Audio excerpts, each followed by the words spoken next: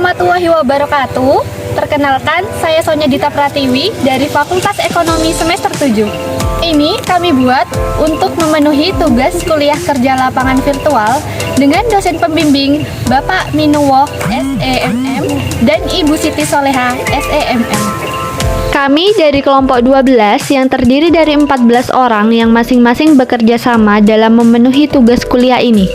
Holifa Indriani 2018-13191, Faradina Pindi 2018-13170, Niken Meirilia 2018-13028, Sonya Dita Pratiwi 2018-13216, Diajeng Maharani 2019-13185, Laili Dwi Lestari 2018-13121, Windy Hovifah 2018-13158, Bayu Aditya 2018-13128, Ferdianto Akbar 2018-13072, Sheila Maulida 2018-13136, Sri Martina 2020-13238, Agustinus Pranata 2018-13164, Aldi Pandita 2018-13141, dan Eka Yulia 2018-13054. Langsung saja, ini video presentasi dari kami dengan judul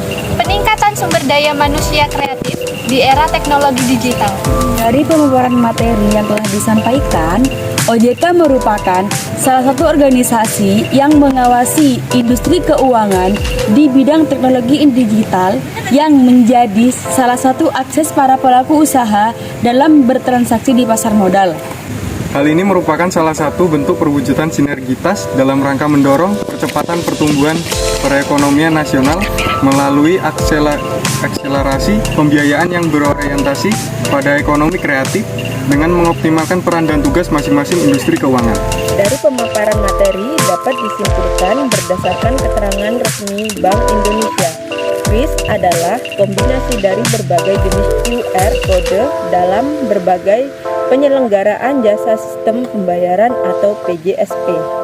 Hal tersebut memberikan kemudahan terhadap masyarakat di masa pandemi mengingat meningkatnya bisnis online baik dari pelaku usaha dan konsumen. Dengan begitu, kegiatan jual beli digital dengan menggunakan QR kode menjadi lebih aman, cepat, serta mudah. Dari pemaparan pemateri dapat disimpulkan bahwa selama pandemi COVID-19 melanda, jumlah permintaan terhadap hasil produksi hampir menurun drastis bagi seluruh UMKM kecil dan mikro, tak terkecuali bagi HS Silver.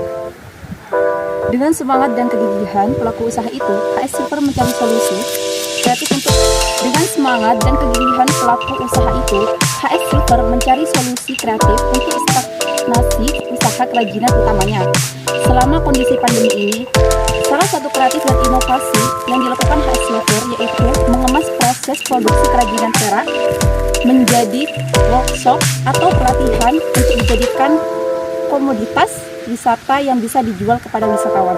Dari pemaparan pemateri dapat disimpulkan bahwa salah satu hal yang dapat dilakukan untuk menyiasati penurunan dalam UMKM yaitu dengan mengembangkan sosial media dan mendalami segala kemungkinan digital yang mungkin dapat membantu memulihkan UMKM itu sendiri.